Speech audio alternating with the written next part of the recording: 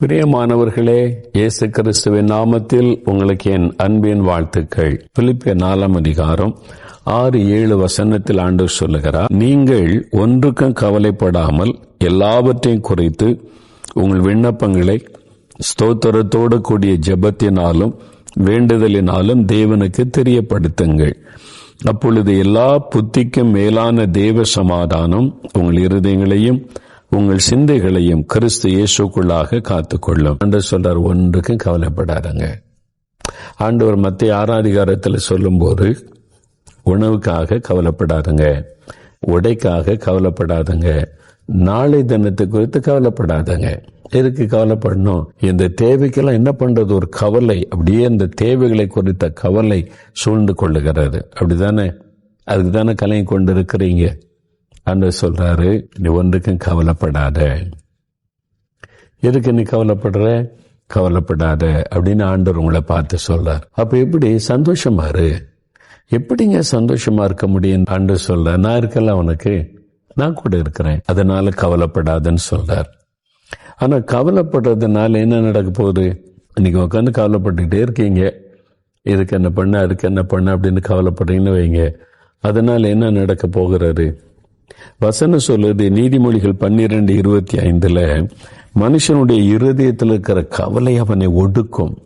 கவலைப்பட கவலைப்பட கவலைப்பட உங்களுடைய சந்தோஷம் போயிடும், அப்படியே உங்களை ஒடுக்கும். அது பயமாக மாறி அந்த பயம் வேற உங்களை வேதனைப்படுத்திடும். அதனால அது உங்களை பாதித்து விடும். அதனால கவலைப்படாதுங்க. அது மாத்திரம் இல்ல, லூக்கா 12:25 இயேசு சொல்றாரு, நீங்க கவலைப்படுறதுனால என்ன நன்மை உண்டாயிரும்? நீங்க கவலைப்பட்ட உடனே வேலை உடனே வந்துருமா? பிசினஸ் வந்துருமா? வருமானம் வந்துருமா? என்ன சேஞ்சஸ் வரப்போகுது? உங்க கடன் பிரச்சனை நீங்கிருமா அப்படின்னு கேட்டா, கவலையினால ஒண்ணு நடக்க போறதில்லை. அப்ப என்ன கவலைப்படணும் அப்படின்னு ஆண்டவர் சொல்றாரு. அப்ப ஆண்டவர் பிராக்டிகலா பேசுகிறார். இப்போ நீங்க கவலைப்படாம எப்படிங்க இருக்க முடியும் அப்படின்னு நினைக்கிறீங்களா? பரிசுத்த மத்தேயு எழுதின சுவிசேஷம் 6 அதிகாரத்துல 32-33 வசனங்கள்ல ஆண்டவர் சொல்றாரு, இவைகளை எல்லாம் அஞ்ஞானிகள் நாடி தேடுகிறார்கள், இவைகள் எல்லாம் உங்களுக்கு வேண்டியவைகள் என்று உங்கள் பரமபிதா அறிந்திருக்கிறார் சொல்றார். முந்தின வசனத்துல, ஆகையால் எண்ணத்தை உண்போம், எண்ணத்தை குடிப்போம், எண்ணத்தை உடுப்போம் என்று கவலைப்படாதிருங்கள். என்னத்தை சாப்பிட போறோம்? எப்படி வருமானம் இல்லை? சாப்பிடுறது எப்படி? உடை உடுத்துவது எப்படி? நம்முடைய அனுதின தேவை எப்படி சந்திக்கப்படும்? ஆண்டவர் சொல்றாரு, அதை குறித்து கவலைப்படாதங்க. ஏன் தெரியுமா? ஆண்டவர் சொல்றார், இவைகள் எல்லாம் உங்களுக்கு வேண்டியவர்கள் என்று உங்களுடைய பரமபிதா அறிந்திருக்கிறார்.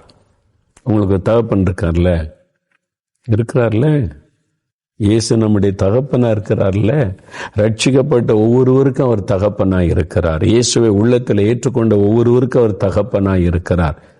யோவான் 1:12 இயேசு கிறிஸ்துவை விசுவாசித்து நம்ம அவரை ஏற்றுக்கொள்ளும் போது தேவனுடைய பிள்ளைகள் என்கிற அதிகாரத்தை நமக்கு தருகிறார். அப்ப தேவனுடைய பிள்ளைகள் இந்த காலத்தில் இந்த பாருங்களேன், எந்த மினிஸ்டர் பிள்ளையாவது சாப்பாடு இல்லாம உடை இல்லாம கஷ்டப்படுமா? எம்எல்ஏ எம்பி பிள்ளைகளாவது சாப்பாடு இல்லை அது இல்லைன்னு கஷ்டப்படுவான்னு நினைக்கிறீங்களா? இல்ல. ஒரு எம்எல்ஏ எம்பி பிள்ளைகளே கஷ்டப்படாம தைரியமா இருக்கிறாங்களே, ஏன்? எல்லாம் இருக்குதில்ல அப்படின்னு சொல்லி. அப்ப நீங்க யாருடைய பிள்ளைங்க?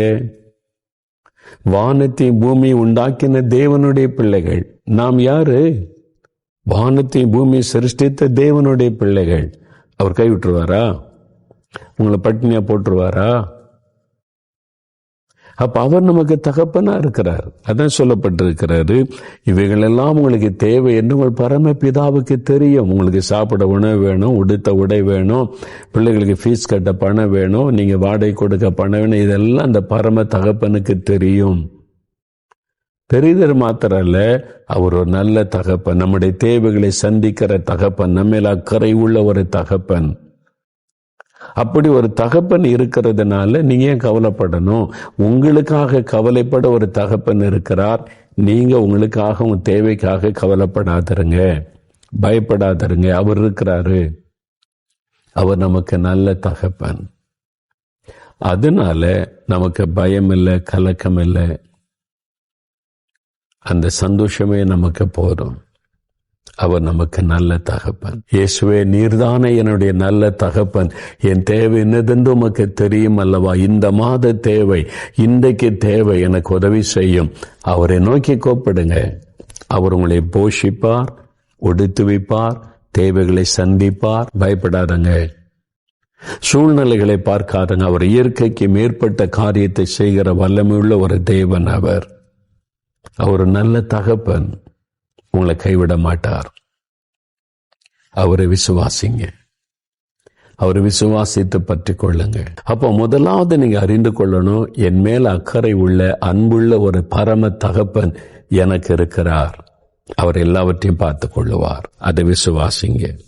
இரண்டாவது என்ன பண்ணணும்? பிலிப்பியர் 4:6 நீ ஒன்றுக்கு கவலைப்படாதிருங்கள் அப்படின்னு சொல்லி நிறுத்தாதபடி எல்லாவற்றையும் தேவனுக்கு தெரியப்படுத்துங்க, ஆண்டவருக்கு தெரியப்படுத்துங்க. அப்பதான் எல்லா புத்திக்கு மேலான தேவ சமாதானம் உங்களுக்கு உண்டாயிருக்கும். தேவனுக்கு தெரியப்படுத்துங்க. என்ன தெரியப்படுத்து? உங்களுக்கு என்ன தேவை அவருக்கு தெரியப்படுத்துங்க. அதுதான் ஜெபம்.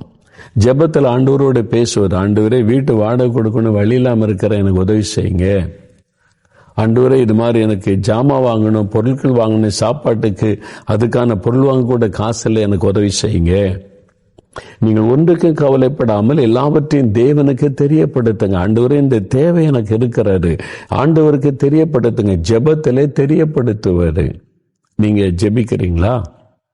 ஆண்டவர்கிட்ட சொல்லி இருக்கிறீங்களா? ஆண்டவரே, எனக்கு வேலை இல்லை, வருமானம் இல்லை, ஆனால் பிள்ளைகள் இருக்காங்க, மனைவி இருக்காங்க, நாங்கள் குடும்பம் சாப்பிடணும், எங்களுடைய தேவை இருக்குது, இப்போ கரண்ட் பில்லு கட்டணும், இந்த மாதிரி பல காரியம்லாம் இருக்குது. நாங்கள் உங்களை தானே நம்பி இருக்கிறோம், நீங்கள் தானே எங்களுடைய தகப்பன், நாங்கள் உங்களுடைய பிள்ளைகள் தானே, அப்போ நீங்கள் அதை செய்யணும்லன்னு சொல்லி தேவனோடு பேசுவது. அதான் ஜெபம்.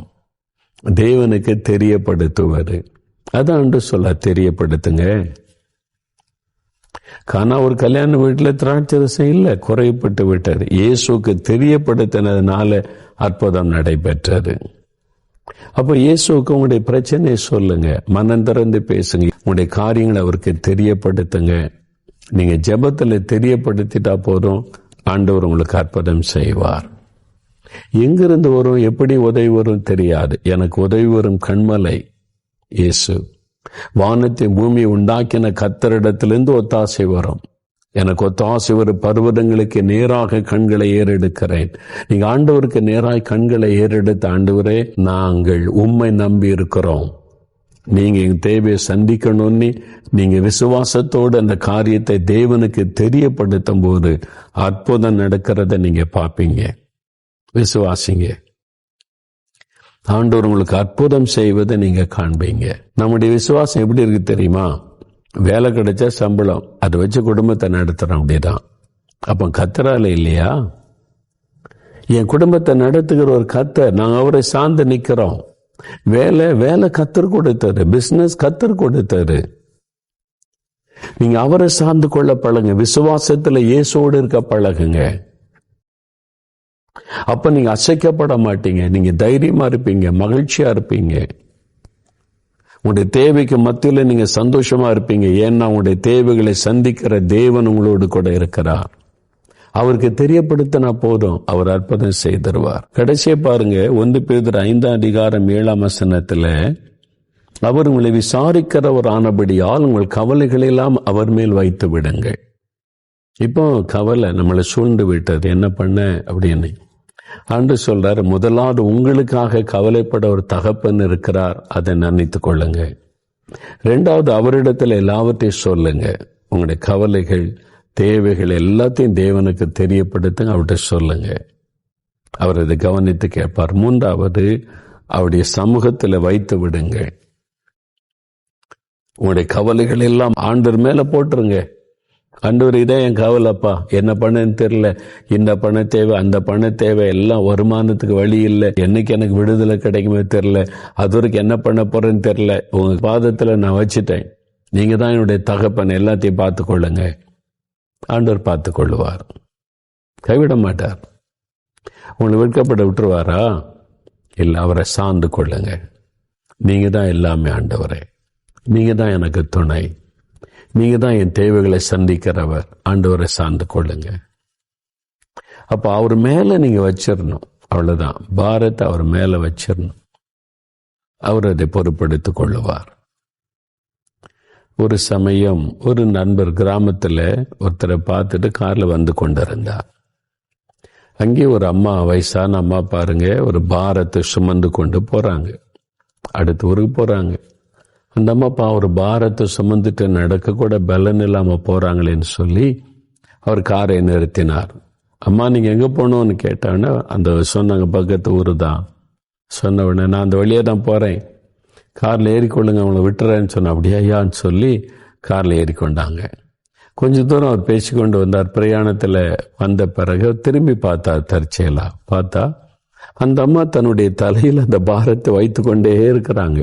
அப்படியே இந்த பாரத்தை பிடித்து கொண்டு அவர் சொன்னாரு, எதுக்கு இந்த பாரத்தை தலையில வச்சிருக்கீங்க, அதை இறக்கி வைங்க, இந்த சீட்ல இறக்கி வைங்க, இறங்கும் போது எடுத்துக்கொள்ளலாம்.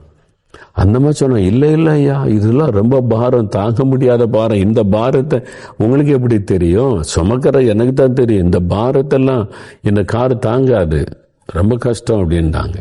அவருக்கு சிரிப்பு வந்து விட்டார். அவர் சொன்னார், அம்மா உங்களுடைய பாரத்திலிருந்து உங்களுக்கு ஒரு இளைப்பாறுதல் கொடுக்க தான் நான் கார்ல உங்களை ஏற்றினேன்.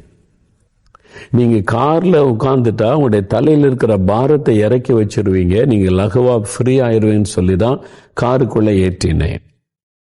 இப்பவும் நீங்க அந்த பாரத்தை சுமப்பேன் அப்படின்னு சொல்லி சுமந்து கொண்டே இருந்தா எப்படி? நீங்க அதை இறக்கி வைக்கணும். இந்த கார் உங்களையும் அந்த தலையில் இருக்கிற பாரத்தை சேர்த்து சுமக்கிறார், இறக்கி வைங்க. இன்னைக்கு நிறைய பேர் அப்படிதான் இருக்கிறோம். ஆண்டவர்கிட்ட போறோம், பாரத்தெல்லாம் சொல்றோம், கண்ணீரோட ஜெபிக்கிறோம், திரும்பி வரும்போது திருப்பி அதை எடுத்துக்கொள்கிறோம். ஆண்டவர் மேல வைத்து விடுவதில்லை. ஆனா வசனம் சொல்லுகிறது, ஆண்டவர் மேல வச்சிருங்க, அவர் மேல போட்டுருங்க.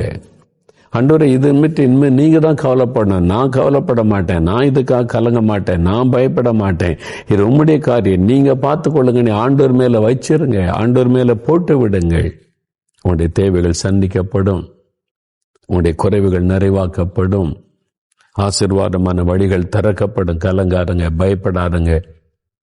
இந்த சூழ்நிலையில இப்போ ஒரு ஜெபம் பண்ணலாமா? நமக்கு ஒரு விடுதலை கொடுக்க சிலுவையில அவர் நம்முடைய கவலைகளை சுமந்தார், நம்முடைய பாடுகளை சுமந்தார்.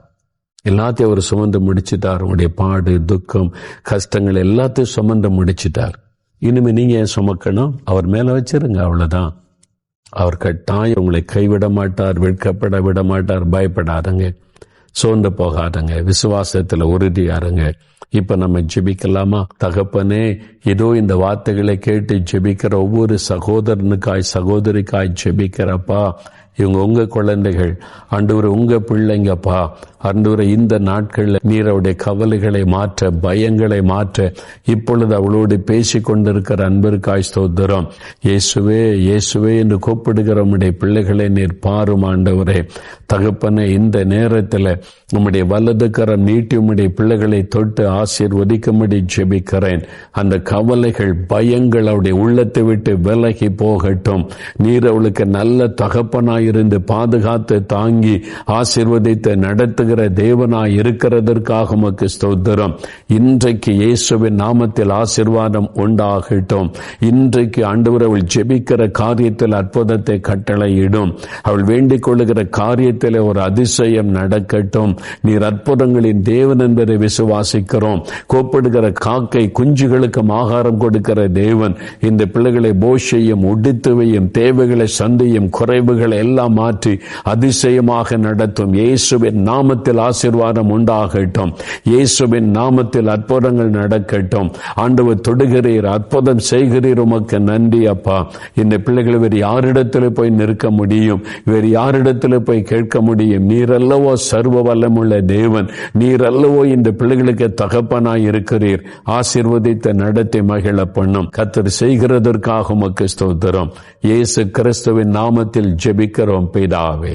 ஆமேன், ஆமேன்.